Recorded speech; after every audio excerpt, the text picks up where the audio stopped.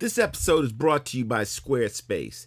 They're the all-in-one platform that makes it fast and easy for you to create your own professional website or online portfolio.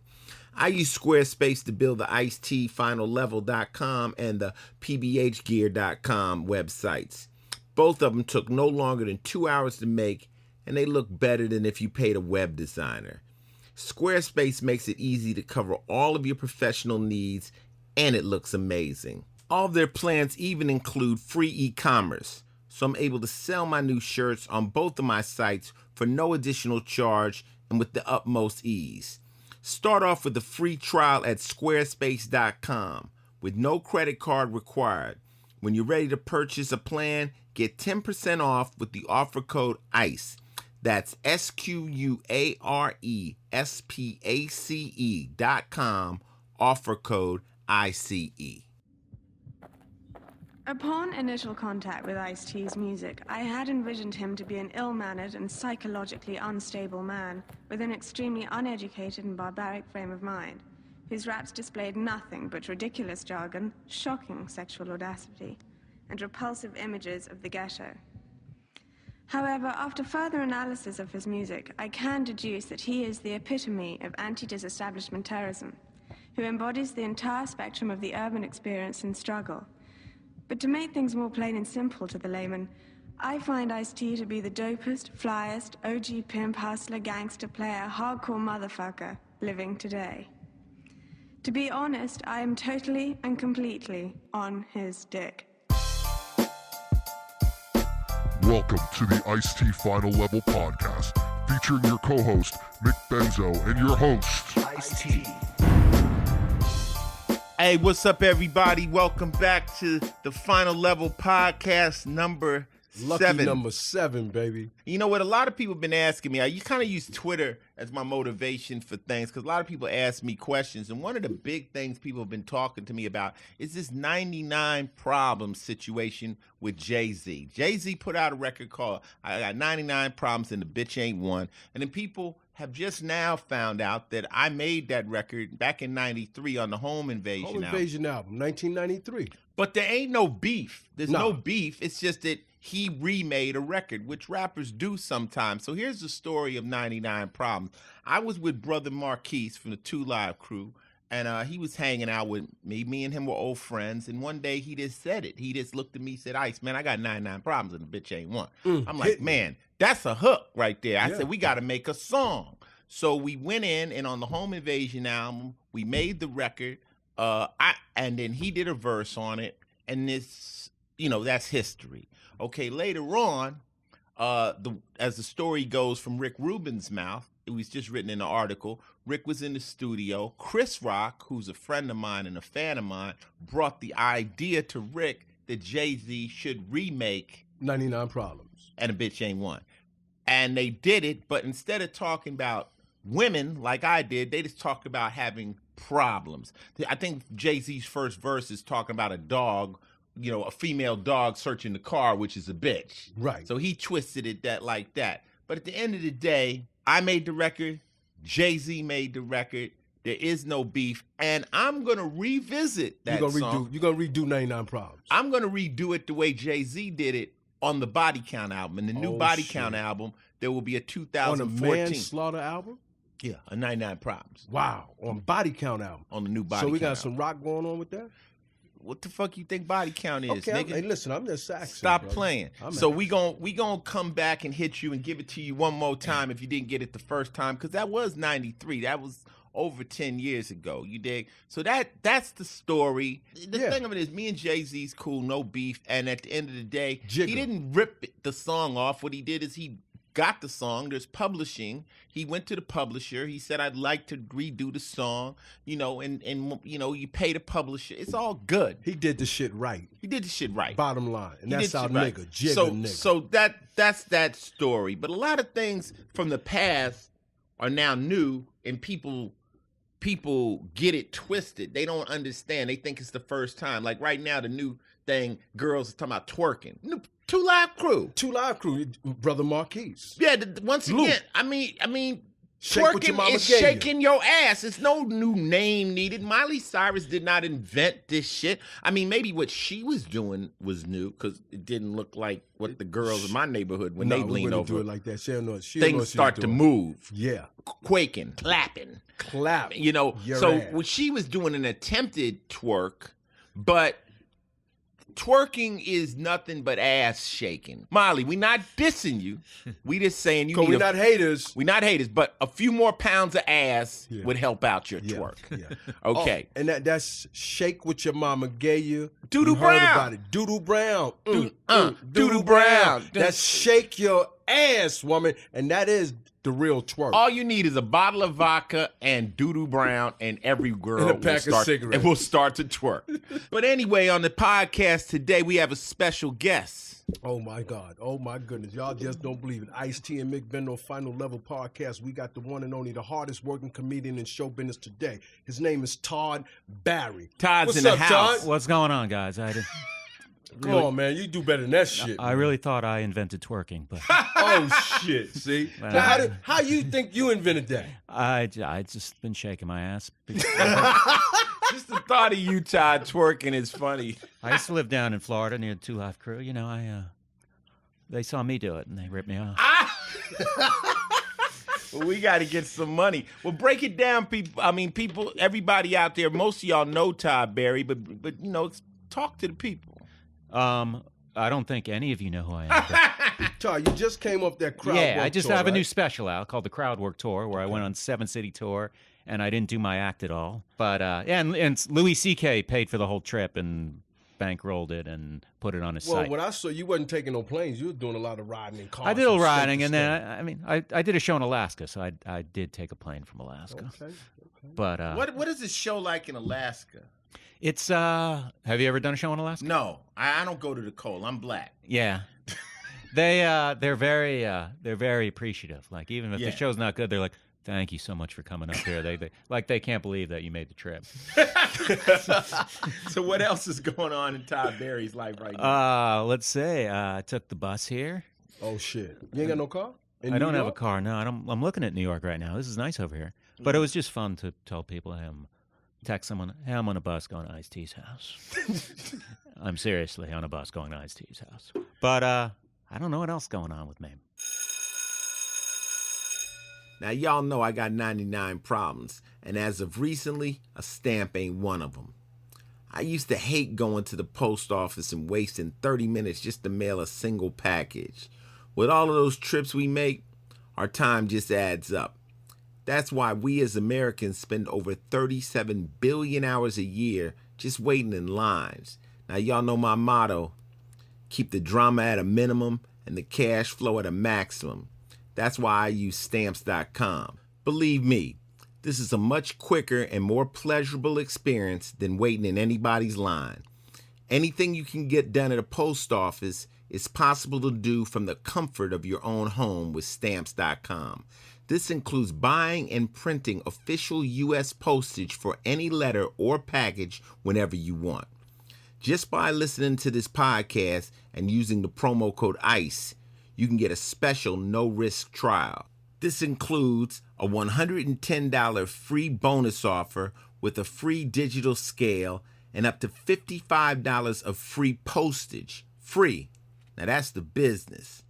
Before you do anything, sign up by going to Stamps.com and click on the microphone at the top of the home page. Then type in ICE. That's Stamps.com, promo code ICE. I want to give a big thanks to Stamps.com for supporting the podcast. Please support them since they're supporting us. I got 99 problems, but a stamp ain't one of them.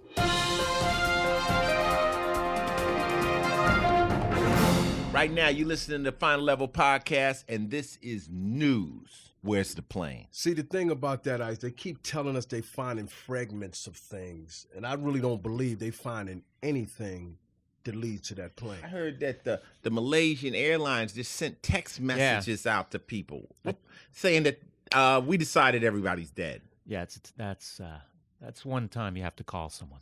Yeah. No, you definitely should have got a phone call, not a text, because hypothetically, how about if I didn't make that plane? and you telling my family I'm dead. And That's a good point, yeah. I just happen to be over my girlfriend's house or something. You know what I mean? but Todd is right. Sometimes people want to vent, people want to grieve. They don't want to get a text. But, you know, hey.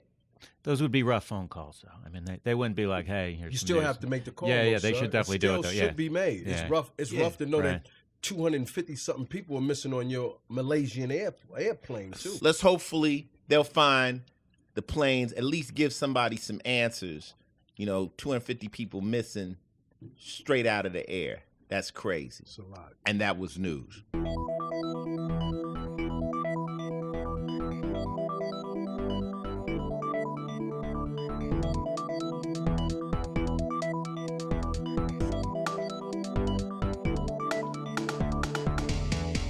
Yo, this is a new segment. It's called Ask a Geek, Ask a Nerd with the homie Jon Daly. He was on Amazon's original series, Betas. He's the man on the street. He's going to keep us all up on the geek and the nerd world that is taking over. Right now, I think John is in front of Ralph's Supermarket some goddamn where. What's going on, John? Yo, what's up, Ice? What's up, mate? What's How up you there? guys doing? We got Todd Barry over here, too, baby. He said he's a friend of yours. You're one of my favorite comics, Todd Barry. Oh, thank you, John. Todd caught the bus over here. He don't give a fuck. No, man, I'm not trying to, you know, mess around with Todd Barry. I'm in a Ralph's parking lot at Montrose right now. I'm trying to keep it real. You can't get realer than Ralph's, man. Well, they told me that you. They told us, Todd. They told us, John, that you were going to give us some lessons, some information on geekism, man, and nerdism. What you going to teach me? Nerd culture's exploding. First of all, I mean, I think Todd can attest to this. Like, you know, this nerd shit is like could be, you know, get into this stuff. There's so many fans upon fans. It's an echo chamber of profit. You know what I'm saying? So like, let's, you know, the first thing I was going to discuss are these new, you know, there's just some people out there, you know, Zieme Comic-Con, Comic-Con in San Diego and New York, and, you know, they kind of come to my attention. These furries, you know, furries? Yeah, I've seen it on television. I've seen it on, like, I think Taboo, where they got the people to dress up in fur suits and fuck. Yeah, man, and, yeah, so, like, I've definitely encountered some of these people over the years, you know, Comic-Con is, I mean, as far as I know, like, really where they let the freak flag fly, you know, like, and they dress in full costume. These people are dressing up from anything from, like, a fully anthropomorphic, like, sexy wolf, like, you know, like, that kind of looks like a real wolf or whatever, like, but with, like, she walking like a human, or, like, you know, literally, like, there's some people that dress up like the Philly Fanatic, or whatever, you know, or like Barney the Purple Dinosaur, and, like, you know, it's definitely a sex fetish. I got a question, though. I got a question. You know? I got a question. Yeah, what's up? Has any of this furry stuff been filmed? Is there, like, furry porn out yet?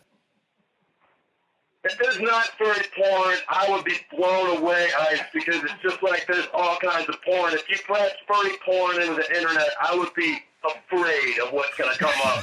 Because it's going to be Mr. Matt. It's going to be Mr. Matt, and he's going to be getting blown, dude. It's going to be real weird. Yeah, I mean... Have you ever been to one of them, John? You've been to one, right? Yeah, John. Been to what? One of the furries, you know, I mean, but I think what Mickey's asking, have you ever involved yourself in this? Do you have a rabbit suit in your trunk? Listen, man, sometimes, I like regular sex, vanilla sex like the next guy. Got a couple weird things I like. But once in a while, once a year on my birthday, I do dress up as Dumbo the Bunny and go. Because, you know, like, no matter what animal you dress up as, your dick is still human. Which is the most kind of fucking disturbing part of the whole thing. But, you know, I think if you talk to a furry, you know, they say it's not all about sex. It's definitely a lifestyle. It's an identification. And I got to say, the furries I've met over the years, I've never had sex with them, but they have been some of the nicest people. I mean, you got to be nice. Let's face it. If you're going to have that going on in your life, and that's going to be how you identify yourself, you got to be as nice as possible. You know what? John, I don't diss anybody on my podcast, and you know I did something dealing with Dungeons and Dragons, and I got a lot of new fans from the Dungeons and Dragons world. So I'm here to embrace all the furry people. You know, dress up as whatever, a cow, whatever, a bird, whatever you need to do to get your rocks off. I'm 100% with it. You know, so peace to all the furries out there. Do your thing. What else is going on in the geek nerd world? I'm looking at the 3D printing. I think it's the future. There's so much to advance in it. There's so, you know, Obama's behind it. It's the new. It's really like, it feels like maybe Apple did like in the early '80s. You know, it's like really booming. Honda is releasing like a 3D printed car. They're putting out a 3D printed concept car. You know. And you can snap it together. Like I don't know if I'd want to be in a snap together plastic car, but you know, maybe in a parking lot, like wave at some people or whatever. But that's about it, you know. And so, of course, I'd be scared to be in that car. But they're also, if you know, on YouTube, man, this is endless. The 3D printing guns. This is like endless YouTubes of this. There's real 3D printing gun advocates, and there's a lot of government interference, like getting into 3D printing now. You know, because it can hurt capitalism. But check this out. Check this out. I got an idea, though. Say, for instance, you know, you and your girl got a 3D printer. Can she sit on the printer and send me a 3D copy of her pussy, and I send her, I 3D my dick to her? Listen, man, once Obama puts this money behind it, pretty soon you're going to be standing in a room that is all laser mapping, and it's going to map out your whole body. Or maybe you just put a box on your dick and it laser maps your dick and balls. Listen, I don't know if you're into that. But then it's going to make a 3D blueprint of that, whatever you want, your hand, your dick, whatever. And it's gonna bust it out. And you can make it whatever color you want and as big as you want. So there you go. It's going to change set. It'll change sitting on the copying machine into a whole nother level, right? Yeah, man. It's going to make Christmas parties fun in 3D, dude. It's going to be... John, how much do one of these printers cost? I've never spent more than $59 on a printer. I don't know if I could do this. No, man. These printers, Todd, I know you're joking around, but these printers are really expensive right now.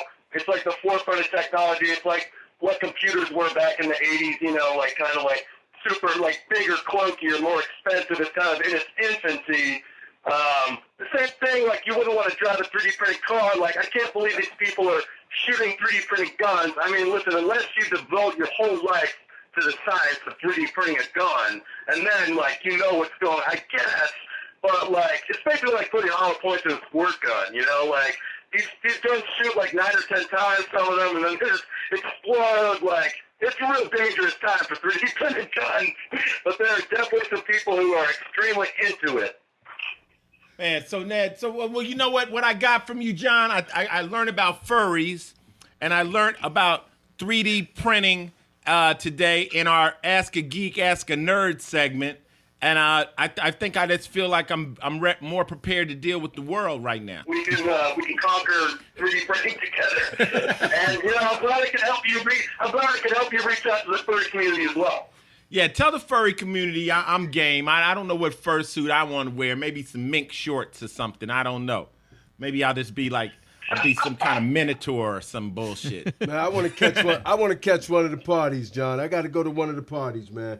I'll wear the Mickey Mouse suit, man. Oh, yeah. Fuck it. I'll lift you up. Next time I go to one, we'll wear mink shorts, minotaurs, us three. You can be whatever you need to be, Todd. You can just go. You just come with us. Hey, if you go in Ralph's, make sure you get some Frosted Flakes and some milk, maybe, so you can have some cereal tonight. Feel like Tony the Tiger, goddammit. Take care, Jon Daly. Thank you very much. See you, John. All right. Peace.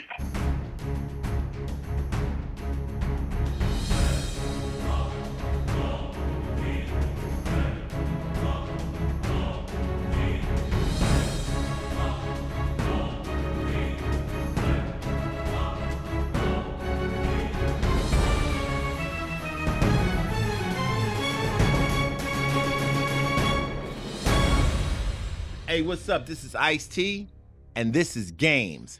I got my TV fixed. My TV's back on. HDMI cooking. So you didn't buy a new TV, you tell? No, I didn't buy no new TV. That looked like the same TV, but it could be new. No, I ain't bought no new TV. My TV is crisp. Getting a new, they hooked up my receiver. They got an adapter, and I'm finally online, and I'm playing Titanfall. Now, that's the new game. All y'all gamers out there know, and everybody wants to know my theory on Titanfall.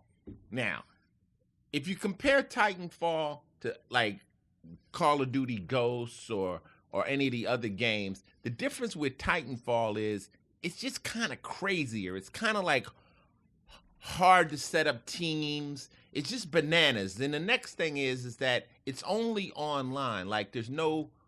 If you ain't online, you fucked again. If you get ready to play that game and you ain't online, there is no campaign that you can play the game. You have to be online. I'm deeper into this geek shit than you believe. But anyway, the game is cool. But I don't even know right now yet. You can invite your friends, but can you create a clan and your teams? And it's different. Right now, I'm just running around wild on the game, jumping in and out of these motherfucking robots. It's kind of dope. Titanfall, to me, I give it, as far as looks and visual content, it's like a 9. It's crazy. It's wild. You telling me that Titan beats Ghost look? No, I'll give it on the playability. I give it like a 7. Oh shit! I'll give it a 7 Titan. because it's so mad, it's so crazy and stuff, and that's maybe because I just haven't gotten really good at it. Mm-hmm. Titanfall's kind of like crossing Ghosts because it's got domination with Halo because the guys kind of can fly with something like Mech Warrior. So all three of those games kind of put together. You can run across walls and stuff, but it's just really, I don't know. Maybe I'm just not good, but it just has a different learning curve, and that was games. Oh shit! I'm not buying that game.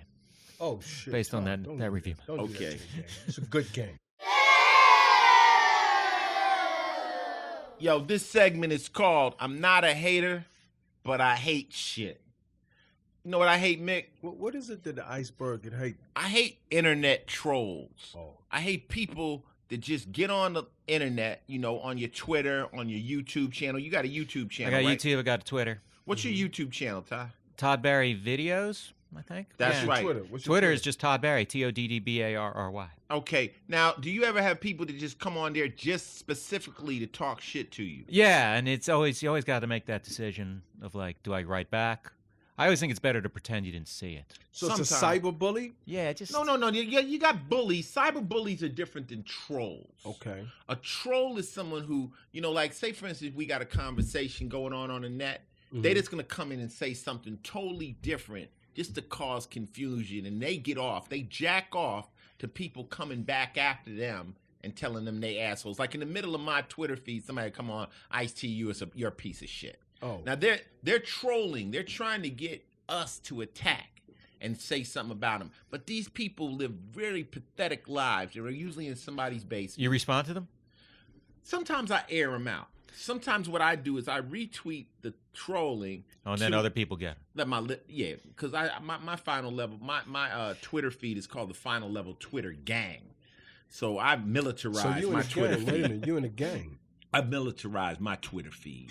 If you come on my Twitter feed talking crazy, you finna get aired out by 40-year-old women.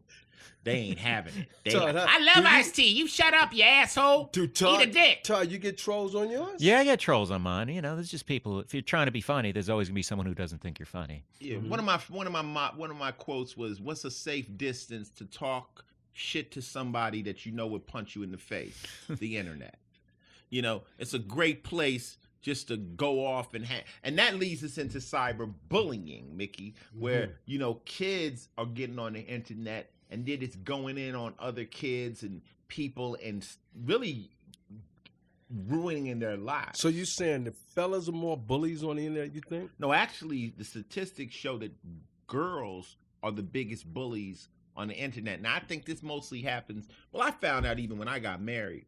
My wife, the way women go in on women is crazy. Little boy, you bully a boy. The little boy says, "Look, man, meet me in the parking lot, man." All that old internet shit.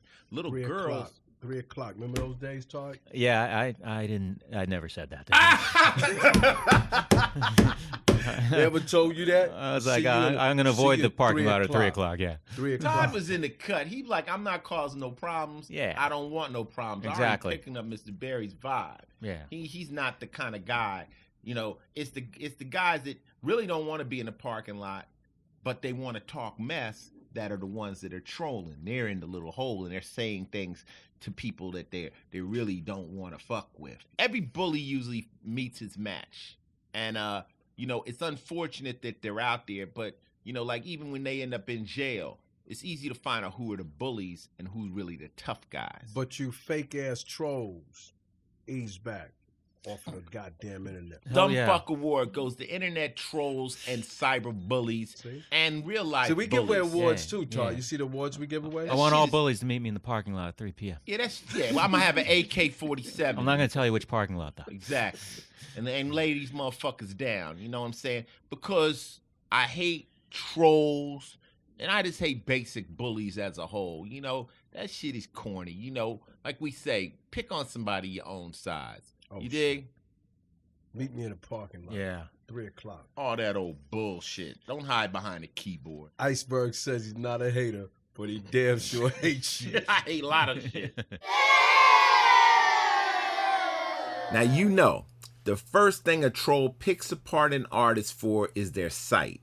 Nobody needs a troll telling you that your podcast website is so ghetto it looks like it belongs to Blog Talk Radio. That's why I use Squarespace. Not a designer? No problem. Squarespace has tons of dope built-in templates for you to choose from so your website can look great. Their drag and drop platform is also incredibly easy and fun to use. Need a website where you can sell your merchandise? No problem. You can even build an online store with Squarespace to sell your shirts like I do on pbhgear.com and on Ice-T-Final-Level.com. Squarespace plans start at only $8 a month and come with a free domain name when you sign up for a year. $8 a month. If you want to take the first step in true troll prevention, get a dope website, a Squarespace website. For a free trial with no credit card required, just go to squarespace.com. When you're blown away and ready to confirm a plan, use the offer code ICE to get 10% off. You'll be getting a great deal and supporting the podcast, helping to keep it free for you. That's SQUARESPACE.com. Offer code ICE. Thanks again to our dope sponsor. Please support them since they're supporting us.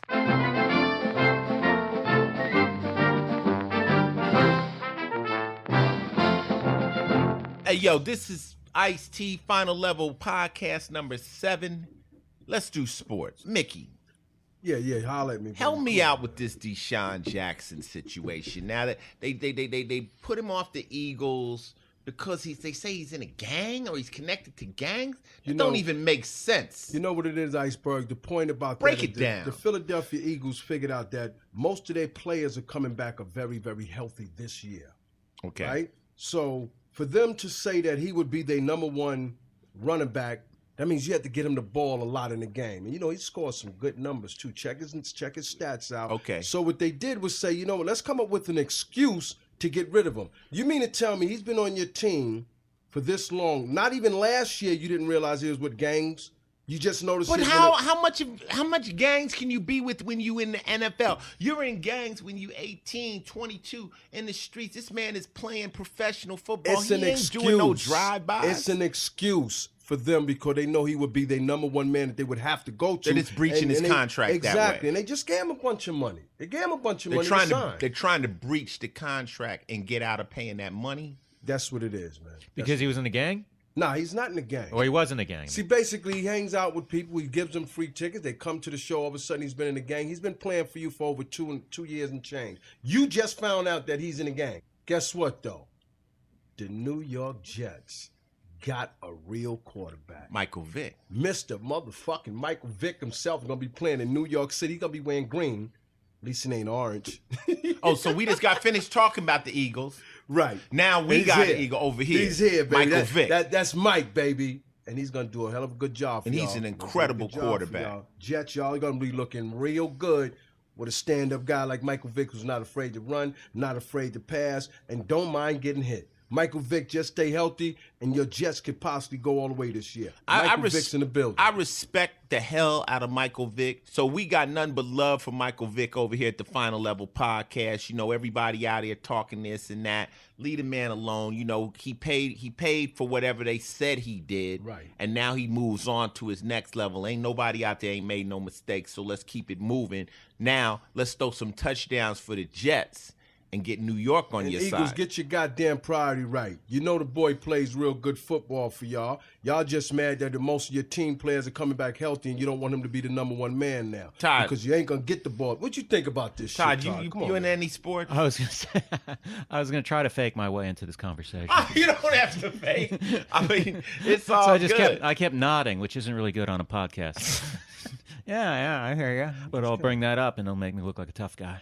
I'll start talking to guy. Hey, here, what do you think of Vic coming to Jets? Huh? And Yo, Todd Barry, and that was sports.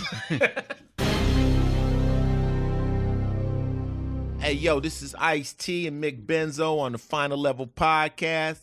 This segment is TV and movies. So we got Todd Barry in the house right Yeah. now on this podcast. This number Big 7, movie star. too. Big movie And star. I know one thing about you. You played in a lot of shit, Todd. Yeah, I've played in a lot of shit. I was, You played in a lot of shit. in every way, you mean that. But yeah, I was in The Wrestler. Okay. I was I in love Pootie that. Tang. Pootie Yeah, Tang. yeah. Oh, my God. That's I know. You would have had me on the first episode if you knew that, right? Pootie Tang was a classic. Yeah, I was the guy in the car with the old man, and we pulled up to Wanda Sykes, and she said, just because I look like a hooker or standing on the corner like a hooker, that doesn't mean I'm a hooker. Something like that. Something like that. You did Road Trip too, right? I was in Road Trip. I was a security guard at the end, but I was in The Wrestler, and I was Mickey Rourke's boss at the grocery store. And Mickey Rourke was incredible in that movie. Yeah, he was.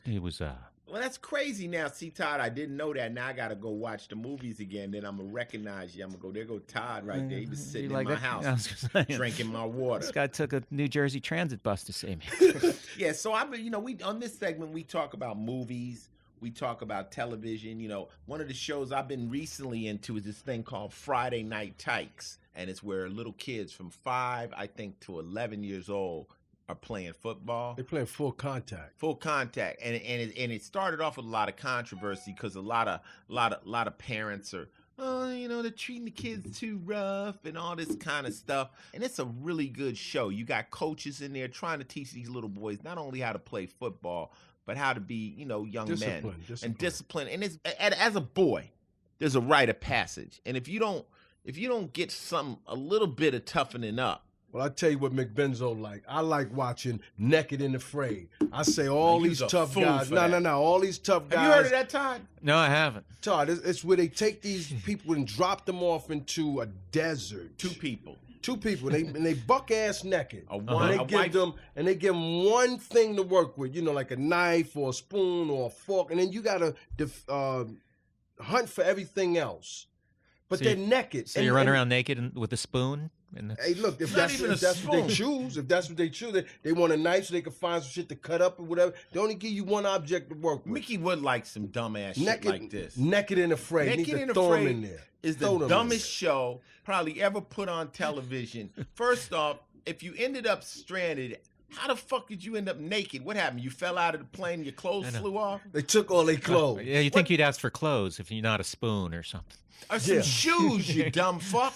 Yeah, I was watching one, and the lady says, you know what? Y'all need to check it out, though. Naked and Afraid. Naked and Afraid is dumb. They end up with all kind of bumps and bees and shit. Oh, yeah. It's- One person said he got bit like 700 times on his toe late at night. The mosquitoes come and tear your ass up. Mickey, you just like the show because it's naked. That's probably why you... They don't show them. How do they show them naked? Do they just They show them they they blur out blot it everything? out. Come Yeah. on, Todd. Yeah, Todd. savvy. I know what's going This on. is not Playboy Channel. That's why you tuned in, nigga. The first thing they do is try to cover up their little dick or they motherfucking titties or whatever, But then it's just torture. It's like you watch that show if you want to see people in agony. And guess what they win? I don't know what the fuck They don't win care. shit. They win There's clothes. not- They become famous. They get their clothes back. They become famous as being dumb fucks. Listen, at least on Survivor, there's $1 million. Survivor, Yeah, they can win something. Naked and Afraid, you don't win shit. Naked and Afraid, baby. You don't. So, but you gotta be the dumbest motherfucker. So your shit is El Rey. What's up with El Rey Network? El Rey Network is the new Rodriguez's network. My man who directed El Mariachi, Quentin Tarantino's boy. The whole network ain't nothing but karate movies, black exploitation, wild stuff. They actually got a series called From Dusk Till Dawn. They should put Naked and Afraid on there then. He's a dumb fuck. This shit is gangster. El Rey Network. If you get it on your cable, get that shit. They got. I mean, they showing Reservoir Dogs. They showing all the good movies. I just watched 5 Element Ninjas the other night. They got the kid with golden arms. My man, you God took his name from that. Do you watch karate movies, Todd? I saw Kung Fu Hustle. I know that's not karate. Kinda. It was a spoof on karate movies, but the real karate movies got the subtitles or the real bad overdubbing. Well, you know, I like the Shaolin style. Oh, Right, you bastard. You'll pay for that tomorrow. oh, the Venom Paw. You learned that from my teacher. So me and Mickey Mickey, you got the other voice? Right, you bastard. You'll pay for this. You owe me. And this is on El Rey Network. See, he's He watching watching karate karate movies. Mickey got the voices. We both got the voices. That's the one guy that goes, oh, you use the hidden dragon technique. And the other guy goes, how you go? Bastard, you're right. You should have seen it coming. Okay. El Rey Network. Tune in and you'll be talking like me and Mickey. And that was Ice-T and Mick Benzo And Todd Barry on TV. and movies. In the criminal justice system, sexually based offenses are considered especially heinous. In New York City, the dedicated detectives who investigate these vicious felonies are members of an elite squad known as the Special Victims Unit. These are their stories. Okay, this segment is called Behind the Scenes of SVU. Everybody wants to know what's going to happen with SVU, and I'm here to give you some little insight of what's about to happen before it happens. That's one of the benefits of listening to the Final Level podcast. Well, guess what? Lewis is back. You talking about the guy that was messing with Marissa? Yeah. No way. Yeah. The one that had her tied up. Had her tied up. The one that she hit him in the head, and he said that she was bullying him. Yeah. No way. He She ain't beat back. that He's ass. not back on the She set. beat that ass. Well, if you remember in the last episode he was on, when he was leaving, he was on the gurney and he looked up. Right. See? So he's back on his Michael Myers Jason thing. And he pops back up. It's not the episode that'll be showing tomorrow. You guys will be listening to this on Tuesday. It's the next episode. Following week. He shows back up in the game after Mariska This is again. getting real nice. And this time, they basically have a real showdown. And I can't give too much away, but he's back. Just tune in. I guarantee you won't be mad. As far as the state of mentality going on in the squad room, Mariska's still bugging out. This just sends her a little bit more over the edge, dealing with this clown again. Danny still in his state, worrying about everybody's business, all up in Kelly's Kool-Aid, worrying what the hell she's doing. Kelly, she claims she's finished drinking and gambling, but we don't know. And of course, yours truly, Finn, Ice-T. Still sane? You still sane? The black man in the building. I'm not tripping. I'm not drinking. I ain't gambling. I am just doing my motherfucking job, trying to keep a motherfucking paycheck. I am not fucking up my job in real life or on motherfucking television. I am solid as a rock. God damn it. So Damn. you just count on Finn to pull this whole squad together. Damn. Behind the scenes of SVU. But behind the scenes of SVU. Up in someone's Kool-Aid. Hey, just so happened that one of my neighbors came over because he's shooting a documentary. Y'all might know him. Hip hop heads might know him. He goes by the name of Lil Daddy Shane. That's Big Daddy Kane, brother there. Big Daddy Kane. Big Daddy Kane. Yeah, baby. brother. And he's in the building. He came over here today because he's shooting me in a documentary. Why don't you build on it, Shane? Oh, the documentary is about the Juice Crew All-Stars, which the members are Mr. Magic, producer Marley Marl, Roxanne Shante, MC Shan with the Bridge Wars with KRS-One and BDP, if you're familiar with MC Shan, Craig G, Master Ace, Big Daddy Kane, and Biz Markie. Could you rap one in there? Excuse me, Cool G Rap and DJ Polo. Let me not forget the most. Not the Cool G. Yeah, let me not forget the legend. Now you doing a documentary. You know I did a documentary, so I know what you're going through. That's why I need everything. The game. But I'm telling. I mean, I know what you're going through production wise. How has this been? This journey? It's been great, and then at the same time, it's been terrible because I'm dealing with personalities and time schedules, and it's kind of like chasing a lot of people. Like I'll give you a perfect example. Like I hit Ice. Ice is like, we can do it then. I'm here. We're about to do it. I hit somebody that's way less busier than Ice with way less money, everything, and they're like, oh Shane, we could. I'll get around. I could probably fit you in. You know what? Let me hit you next month. Like, really? Like, right. Well, so one thing people don't understand though, with a documentary, you're asking for a favor. Right, absolutely. Like in the art of rap, nobody got paid to be in that movie. That movie was shot with a very low budget. I had to call my homies up. I had to ask them for the time. Right. At the end of the day, I told them if the movie makes money, I'm going to split the money, favorite nation. We have a percentage that'll go to them. But right now, I mean, I hate to say it, but as much as people have seen the art of rap, all that money is used back in promotion, and it's very difficult to make money on a small indie. Right. It's a labor of love, so all I could do with the people in the art of rap was promise them a good look. Right. Like, yo, you're going to be glad you were in the movie, and this is history. Right, absolutely. And that's what you're doing. Absolutely. The same. That's why I said I need the game. I need everything. I need you to spill that into me while I'm here. Well, it's Mickey helped me do it, and we would try to get people together. The problem was I had a camera crew that was from London. Ooh. And to try to get myself from work, get the artists in one place, and then triangulate all that was very difficult. Like, for you to get me, all you got to do is come across the street, and it took 3 weeks. Right. You know what I'm saying? So, to get all them together, and Mickey was on the phone trying to get people, and people would move. Or like, even when we went to get Dr. Dre, we were in L.A., so Dr. Dre's like, okay, Ice, I'm at you at 12. Then 1 o'clock, I gotta cancel. I gotta do something with my kids. Can we do it tomorrow? Wow. So we had to go like, okay, well, Be Real's on the line. Let's go get Be Real. We had to keep like 5 balls in the air. Right. And to get people, and we would just roll on them. And like when you saw Q-Tip, we just rolled on him and just jumped out on the street and just shot him right there. Right. So I know what you're going through.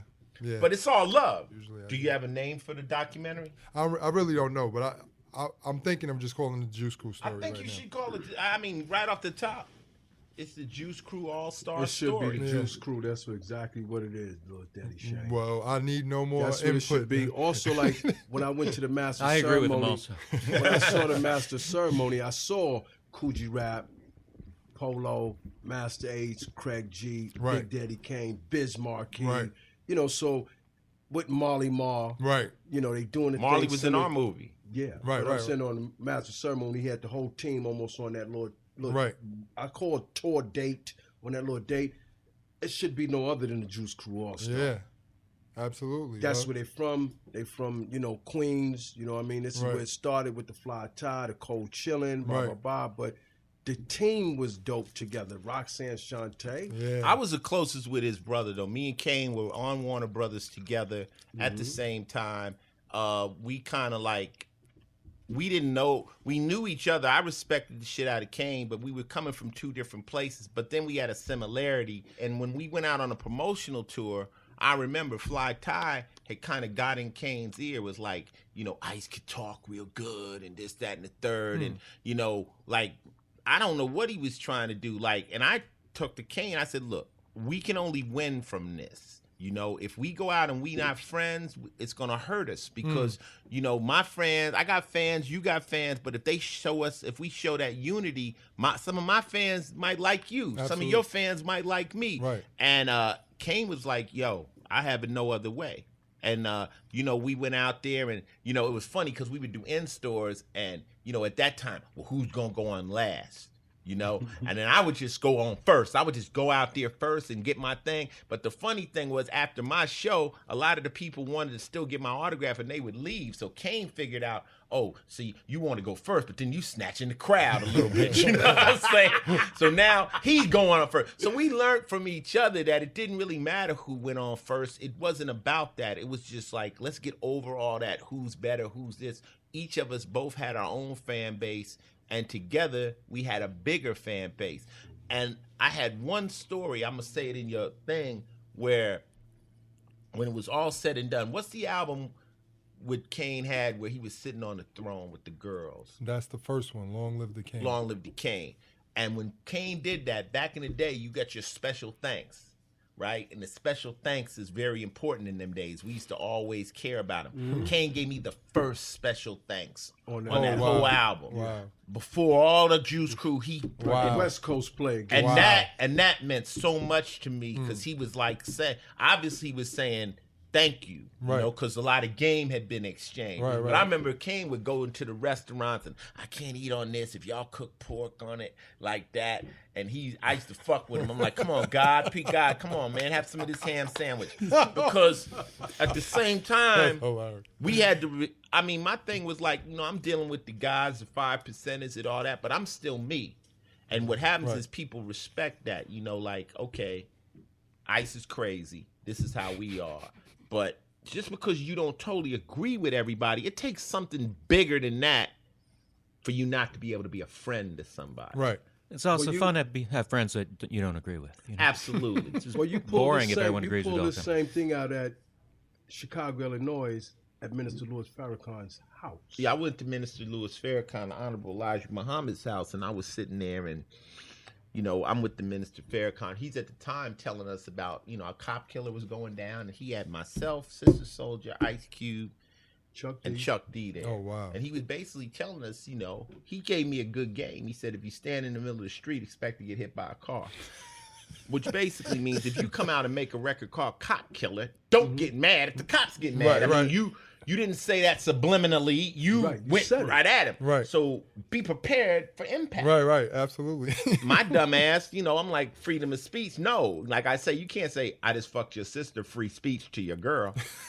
No. True. You freedom of speech, but watch what you say. Prepare for impact. So at the end of the day, I learned, and when we was at Farrakhan's, you know, he was talking, and at one point he said, you know, next minute, you know, he said something about making love songs to white girls and this, that, and the third. And I'm like, I already done that. And then he just laughed. He said, Ice-T, he said, and something else, they were talking about eating pork and something like that. I said, man, I love the nation, but I can't give up my bacon, right? So now this is in Minister Louis Farrakhan's. Yeah, but Mr. Farrakhan looked at me and he Paradise. He said to me straight up, he said, Ice-T, he said, eagles walk alone. They fly alone. And he said, you know, you're either very crazy or very powerful. I believe you're powerful. He said, it doesn't matter if you are part of the nation. He said, we're all spokes on the wheel, and we heading, aiming at the same thing, which is uplifting people. And we all are coming from different angles, but we're all ending up at the same place. You dig? Heavy. So, meaning, if I was part of the nation, a lot of my tactics I could not use. Right. You see? So it doesn't really matter. At the end of the day, you righteous. You're not trying to push nothing. You pushing righteousness. Right. And I don't care how you get to it, what path you use. We're all ending up at the same place. Right. And that was a jewel. But, you know, Kane knew me for that. He just knew Ice is just crazy. Ice is going to say what he says. We were watching Dolomite movies and talking that, you know, and now, you know, Dark Gable was just, you know, that smooth cat. But I always was totally in awe of Kane's wordplay, you know, because I was a different type of a rapper. I would like, you know, I said, no matter what you do, although you rhyme quicker, no matter what you do, I always lace mine thicker. All of us have different tastes. Now, have you ever had, back to you, have you ever done shows where people just didn't get you? Oh yeah, and I have more of those scheduled. Todd Barry, you're Todd a Barry. mess. He says I have more of those I schedules. got more of those schedules. Where you just tell your best joke and it's like, Yeah, I mean that can happen anytime. It's just kind of, but as you do it and you get better, or you kind of get better at dealing with turning it around, but sometimes you can't turn it around. can I say something on my reality show, Ice Loves Coco? She decided I was gonna do stand-up comedy. I don't never see this episode. I hope you never see it. But she donated me to her charity. She works with Long Island Bulldog Rescue. So she says, hey, here's an idea. Let's have a comedy show. And Ice will do stand-up. It was the most terrifying thing I think I've done since I've been Ice-T. Because I'm comfortable here. I'm comfortable rapping. I'm comfortable acting now. Stand-up is crazy. You're standing in front of all these people, and they're like, you better be funny. Yeah, I mean, a lot of people do say that. Like, a lot of musicians say that, too, because I think a lot of them are like, wow, I can be on stage, but I can turn my amp up. I can turn my back to the crowd. I don't have to constantly talk to them. Oh, my God. And then, you're telling your jokes. I was terrified. And everybody, but I did good. They laughed. I don't know if they just laughed because they felt sorry for me. But where'd you get the jokes from? I just Where'd you just start talking? I just made them up. I wrote my own shit.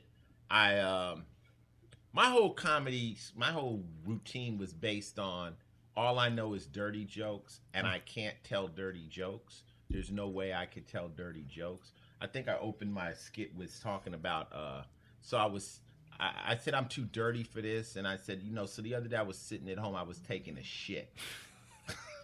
I started there.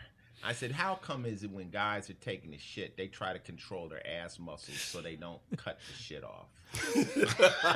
Because they want to try to have the longest piece of shit possible come out of their ass and all the guys start laughing because they know that we do this dumb shit. And then when we finally cut it off, we look back at it. But who else are we going to tell her? What is this for? You're not going to call your wife, come look at this big long log. Yeah. It's some subliminal mental game we play with our ass muscles.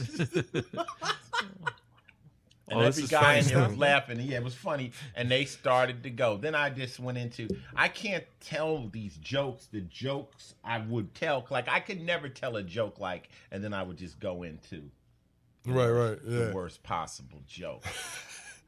Then I said, I got clean jokes. You want to hear one of my clean jokes? Some days I just sit on the floor and I pull my knees into my chest, right? And then I put my hands around my knees and I lean forward. That's how I roll.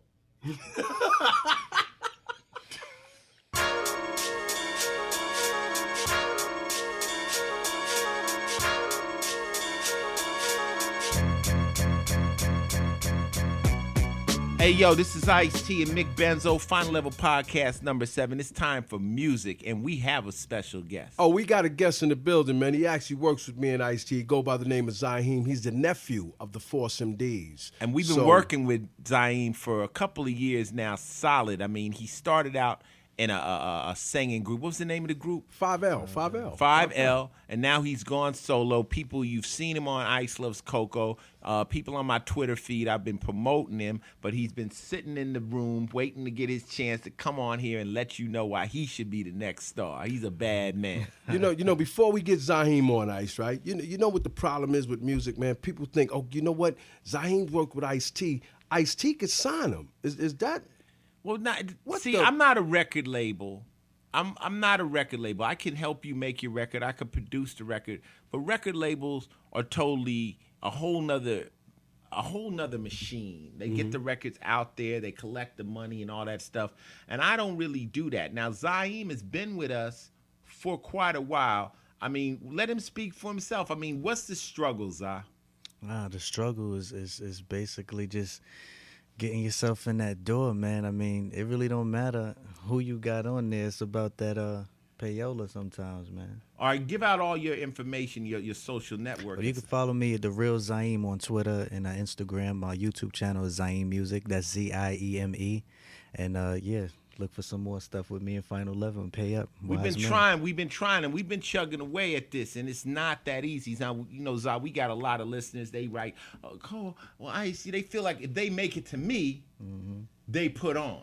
Yeah. They're put on to an extent. You know, a lot of new doors have opened for you since you've been involved with me, but still, gotta get that groundwork. You got to get that groundwork, and you got to get on the radio, and it's difficult. Yeah. You have a new album you're working on? New album, Obsession, yes. Obsession. That's one of my favorite records you did. Shit, Thank you.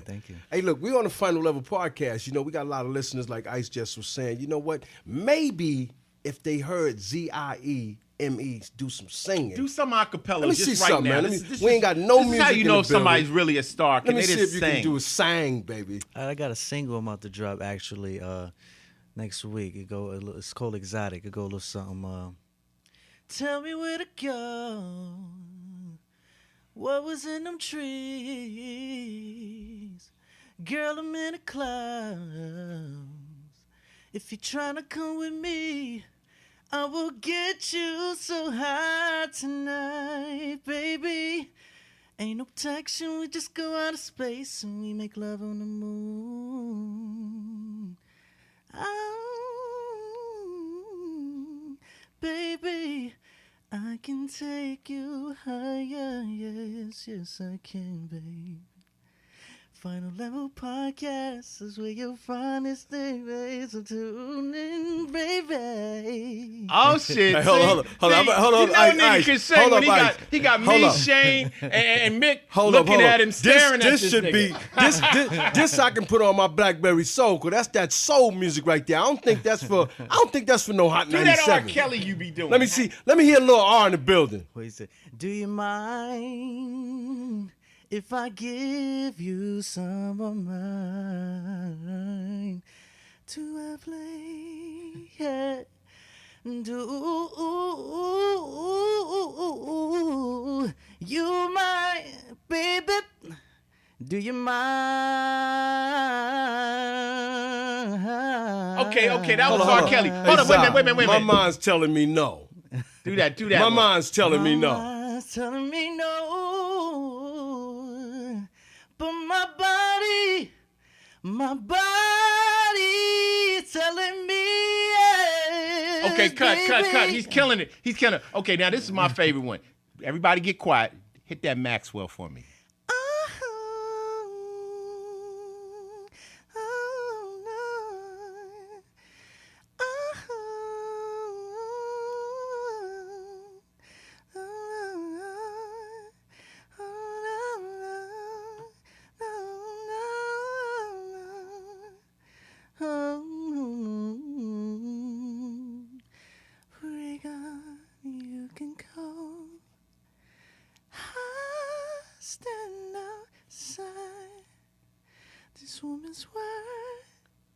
This woman's word, oh, it's hard on a man. Now is what is over. Now it starts to cry of the Father. I know you got a little life in you, yeah. I know you got a lot of strength left. I know you got a little life in you, yeah. I know you got a lot of strength left. I should be crying, but I just can't let it show, babe. Okay, stop, man. This is right here on the Final Level. When you start hitting them butter sauce on it, see. Now this is the Final Level. Man. This is the Final Level podcast. This side goes down. Y'all heard Todd Barry. You heard my man Jon Daly. You heard Zahem the Dream, and you heard Lil Daddy Shane along with Ice-T and Mick Benzo. This is the only podcast you're gonna get some real fucking flavor on. Hey, but goddamn it, Zahem. Now you can hit the butter softs, you hit the R. Kellys, you hit all that. It's no doubt you can really sing. Right. Thank you. And it's really difficult still to get that hit record, to get everything put together. You got connections. It's a struggle. It's a struggle, but you still got the faith, right? Yes, sir. You know what it is? They want me to. I heard it a lot though. They want me to dumb down the music, and basically just follow what's going on today with the simple hooks. You know, the catchy little 1-2 nursery rhyme type stuff, and right. You know, I refuse to just bow down to certain things. You know, you got to keep it 100. You know. You know what it is? Sometimes when you swim upstream, it's more difficult, but when you finally break, you'll be by yourself. Yeah. You know, and a lot of, like we say Maxwell, or we said this and that. I don't think when you got the real raw talent, you got to dumb it down. You just got to just stay in the game and have that confidence. It's so easy just to do what everybody else is doing. It's so easy, you know. Now, is there anybody out there you listening to that's new that you like? I really like that new girl, Janae Aiko. The worst. I know that record. I can't sing. Need you. I don't need you. I don't Yeah, need that her. joint We right need her. there. No. We need her. We need And her. the video, she looked like she done killed her man, right? Oh yeah. Oh yes. Let me tell you about this song. Me and Coco were rolling around in Miami. It's funny you should say that song, because me and Coco were rolling around in Miami and we heard that record. And right then I said, that's a hit record. What's her name? I think her name is Janae Aiko. What do you like about the record? I saw the video. It's dope. I think it's you know, she's really singing. You know, she's very sexy, so she puts the sexiness onto the beat, and it's the way she just riding it. She put a little rap on it, you know, and it's just real dope. And how she she hit a did little it. Jay-Z at the beginning. Yeah, she killed of a it, little. You know what I'm saying? I was feeling that. You know, I don't really see nobody really doing. Nikki got it on lock right now, so it's good to see a real singer, you know, come out and just really show them what it is. Yeah. When we saw the video, we didn't know what to expect, but it's Yeah. not who you expect singing it. You know, we ain't gonna say, but go check that out. The song is actually called "The Worst." Right? The worst. Yeah. The worst. Yeah. The Worst. So I like Vivo. that too. So I like Vivo. it. And the video seemed like I directed the video. That was dope. Yeah. But Zahem is in the building. I mean, you got a new album coming out. You gonna do this your little independent thing? Okay, yes, sir. It's independent. We're gonna drop it on iTunes. And right now we're working on something with the pay up in the final level. Yeah, I got a project I want him to do. I mean, actually, I could put it out there, but I won't, because y'all niggas steal shit quicker than I used to steal shit, you know. But at least I was stealing jewels, not other people's ideas. But the thing of it is that we got a plan for him to do something, let's just say classic. Something classic. Really, you just heard music with no music. Acapulco, better known as acapella, that was Zahem, and that is the real Zahem.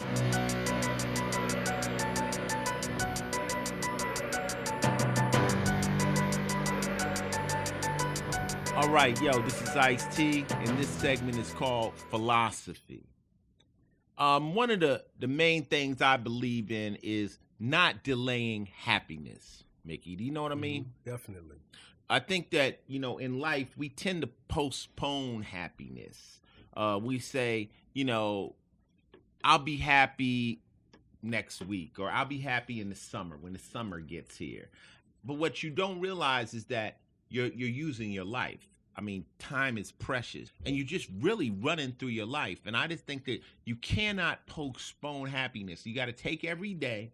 It might not be the best weather. It might not be the best of what you want, but it's still a day of your life. And one of my mottos is, today is the oldest you've ever been, but the youngest you'll ever be. Let that sink in, you know? And it's the oldest you ever been, but it is the youngest you're ever going to be. Today. So you better take advantage of this day. You can't keep putting off happiness. It's right now or never. That's hard though. No, that philosophy there was tight as a dick's headband. Oh shit, Tight tight as as a a what? dick's headband. That was tight. We used to say tight as a duck's ass, and you know a duck's ass is waterproof, or that fucking duck would sink. And that's philosophy.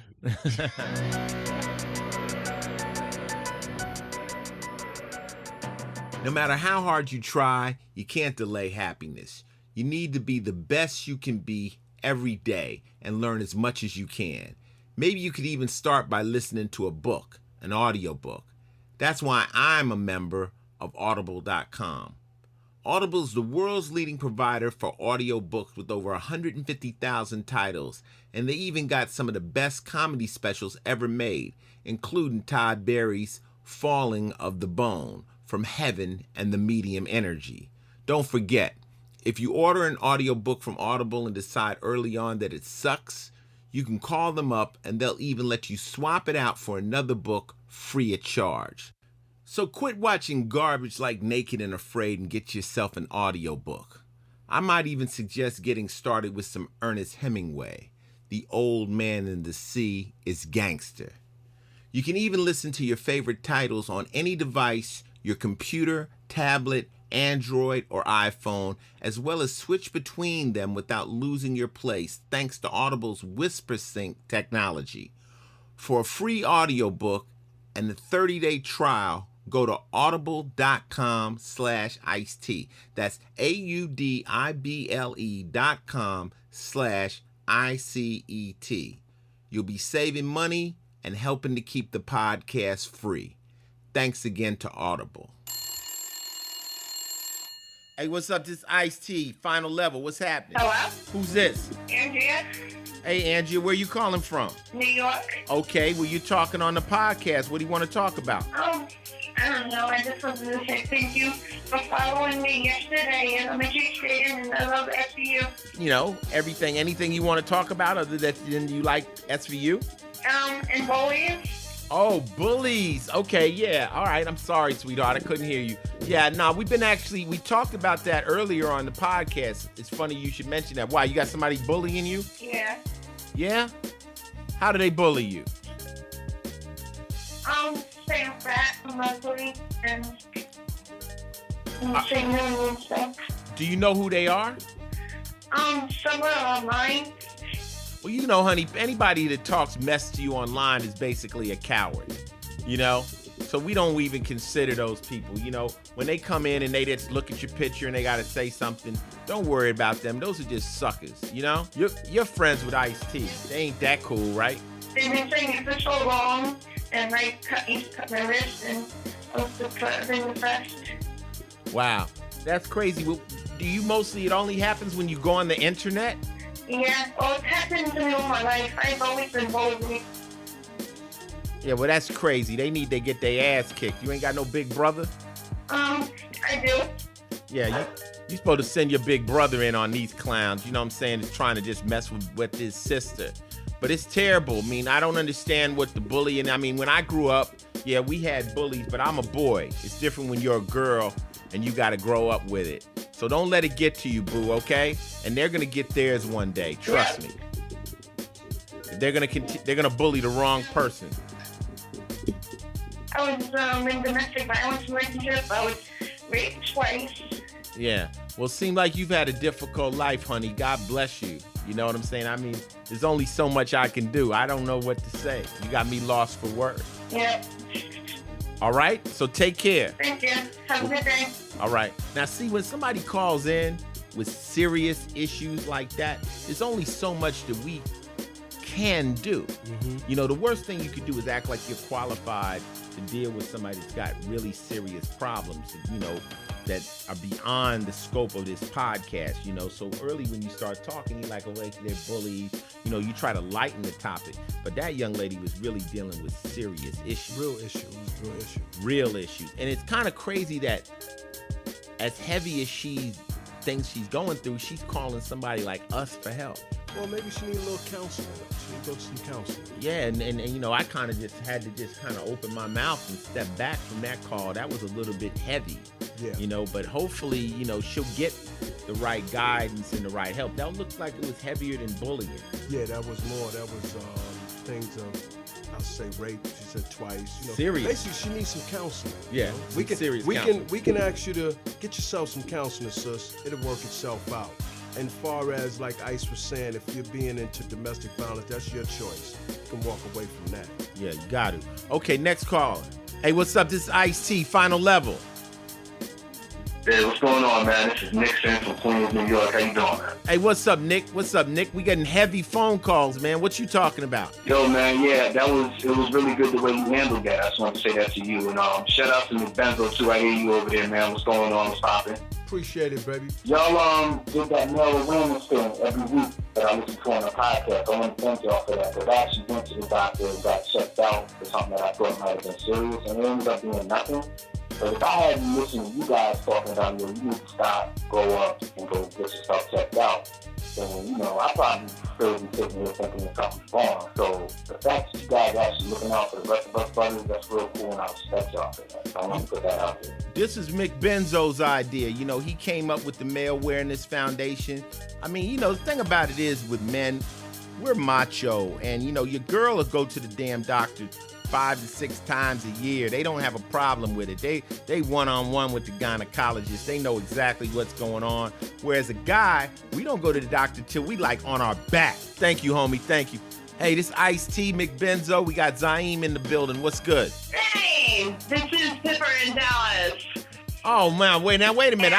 I know Pipper already. Pipper she calls herself the final level stalker. Yes. I am the #1 final level stalker. And I gotta tell you, my stuff is not that heavy today because I wrote a little rap about you. But first, I gotta say, what's up to Zahem? You are awesome. You have a smooth sound. Love you. Thank you, what's up, baby. Benzo? What's up, girl? Hey. So, yeah, I am the #1 Twitter stalker for Ice-T. So now I get to win $200 from my friend for shouting that out. Thanks, Ice. So Pipper, I wrote a little rap about you. You got to rap? Let's hear this rap. I want to hear you rap, Pip. It was the summer of 1991. I was on the streets having fun when I heard a beat that stopped me in my tracks. It was Ice-T rapping all the facts. When I heard 6 in the morning, I understood, because that shit was happening in my hood. The iceberg was sending out a brand new sound, the original gangster to the world upside down. Just an open mouth off. Hey, this music ain't for the soft. Then came all the debaters. Can I mention the stupid ass haters? That Ice motherfucking T continued to soar. Despite the warning labels from the parental advisory board. Years later, ain't a damn thing changed. So follow the Ice advice and stay in your lane. Everyone should listen up. Life wouldn't be so crappy. Just shut the hell up and be happy. Page 2. Hey! Be careful. You're not done? Okay, keep going. I'm right up in the body bed. I'm living by the tower. Sounds like a scary place to take a shower. Things look like a...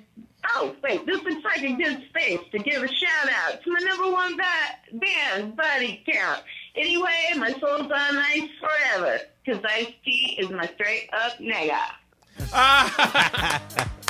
Come on, we got to give it up. That took a little thought. That was dope.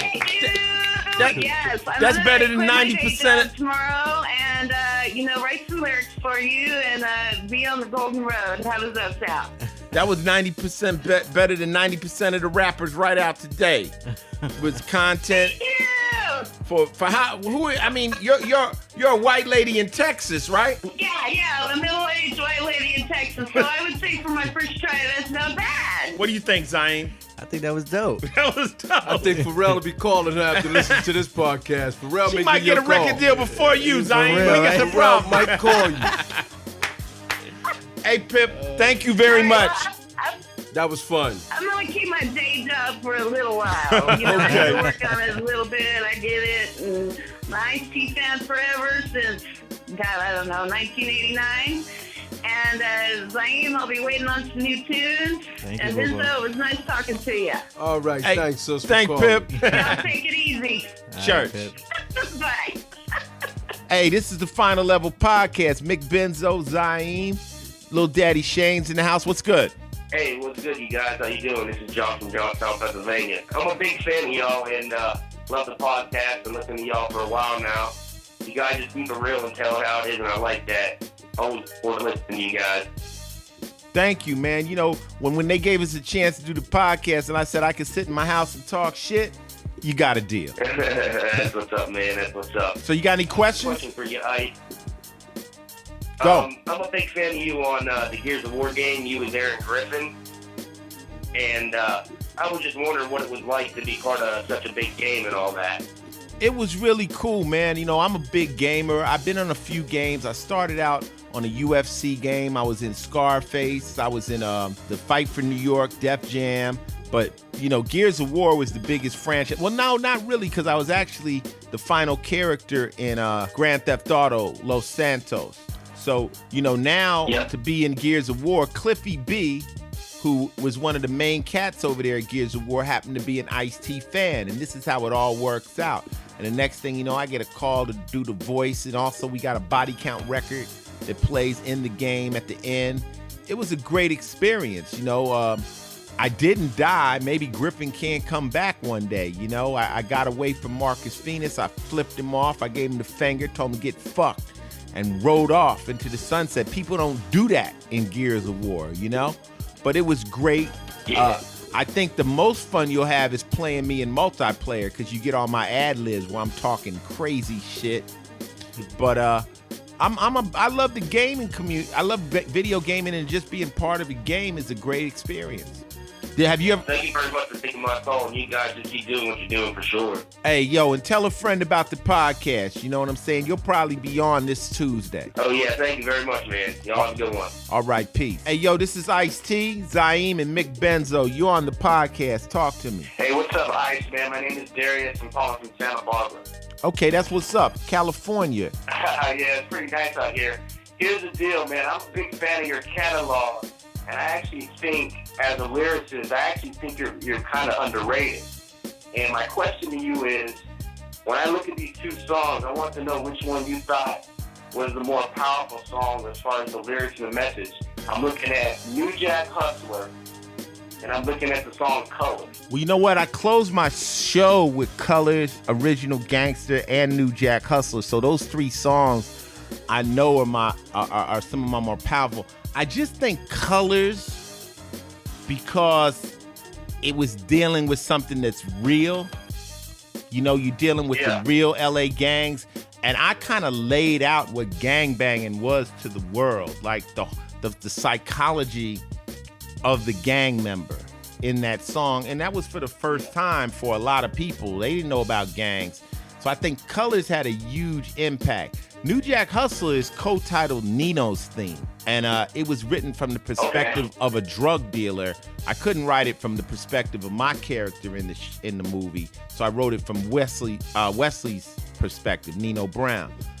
It's more lyrical. It's more, the style is more intense, and there's a lot more words, and it's got, like I say, in my rhymes, I never really tried to fascinate you with verbal dexterity. It was always about the weight of the lyric, I think probably one of my heaviest rhyme lyrics that people always quote is, I'm the illest, I die harder than Bruce Willis, because that's a double entendre, because he was in Die Hard, and it was an interest. And when I say that in the show, people go, whoa, you got that in. If I didn't say it, some other rapper was going to catch that one, but I got it in first. But those are two of my favorite records. So you picked two of the real good ones. Good question. For my personal, as a fan, Mind Over Matter is the song that I listened to when I was young. And I'm 36, so I still listen to it now. I think that is just one of the top. That's one of my personal top 100 songs. It's been a long time. On the back, man. I'll put my mind is so deep. I'll write a check next week. That's what it's about, man. That song is. It's been a long time since I hit you with freestyle high-tech collection from the vaults of the Ice Files. Sit back, relax, and watch as I melt wax. Don't ever let a brother like me ride a dope track. Because once I hit it with the vocal tone, it's on. It's mine. Have motherfuckers rushing to rewind. Because I'll flow slow and still twist your tongues up. Rock the house from night to the sun's up.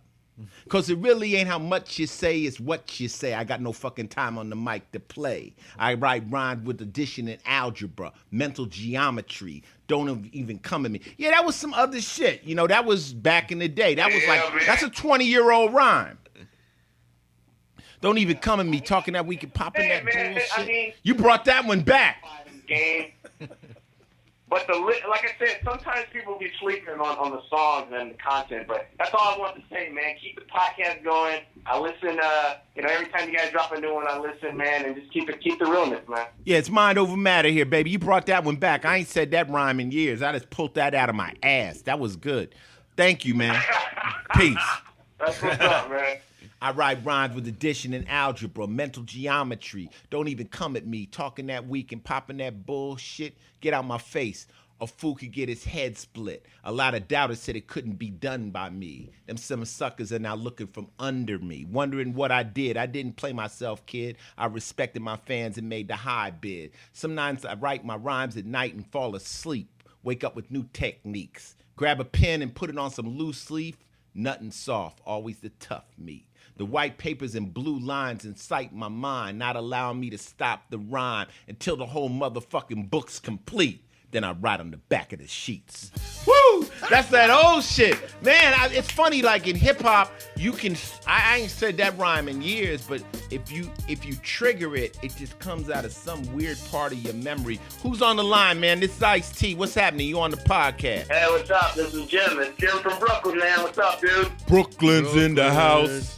What's up? What's happening, Jim? Know it, man. You hear me reminisce? Yeah, listen, you just spit Mind Over Matter, which I've listened to I'm 32 years old. Right. I've been listening to that for the last 15 years. Like, that was my shit, dude. That's the lyric in that rhyme. I say my brain's a hand grenade. Cat. See, you're still one of the slickest spitters, dude. And as you remember me, I called up the first podcast. Okay. Did you? I called up. I had I'm a comedian. I threw a couple jokes out. Oh yeah, we remember you. Well, give us a joke and then give us one more joke and let us go. Give us a joke and let us go. I'm a black dude. I grew up in upstate New York. I had a lot of white friends growing up, right? Shit on a white friend. And a lot of them would do a lot of research about black people through me because I'm their only black friend. So they want to know all black people shit. So basically, I'm like Wikipedia to them. You know what I mean? Like, they do all the research to me. But like Wikipedia just makes shit up. I'll make shit up about black people to them all the time. But what I'm afraid of is that how many of my white friends have caught ass kickings as a result of their research through me. Because I'm pretty sure at some point they're going to go, look, Jim, there was no such thing as White Appreciation Day in Harlem. Hey, you know what? You already won. Nicopedia is dope. Nicopedia is a dope word. So you need to trademark that, and you need to put up a site called Nicopedia, and just have. You think Nicopedia's got some legs, right? Nicopedia got legs. You should just do the black version of every fucking thing. And there's no White Appreciation Day in Harlem. Make sure you get the credit where it's due. Jim Search, do it out there. All right, Nicopedia. Jim. Thank you, baby. I'm going to thank Jim. Jim, we still in that. Nicopedia. Hey, so that's it. Final Level Podcast number 7. Good callers, good guests. Todd Barry's in the building. Yeah, my man Jon Daly called in too. Jon Daly called in. Lil Daddy Shane's over here doing his documentary. And Zahem popped in the building, man. You know what, though? Right. What I want to do before we get up out of here, right? See, since y'all listen to the Final Level Podcast, this is number 7, right? That's lucky number 7, like in Las Vegas, Nevada. Go to Ice-T-FinalLevel.com. We got some shirts up there that you might want to be involved in. In the store. Go to the store. Yeah, go to the store and purchase. And we got some body count stuff up there. Powered by Hate. Podcast things up there. We got some male awareness. Listen, matter of fact, we got some shirts up there. Why don't you just go to Ice-T-FinalLevel.com and buy one? You know what? And guess what, fellas? Fellas, there's one definitely for you. Yeah, the one not that your says, bitch. Not your concern. Not your concern.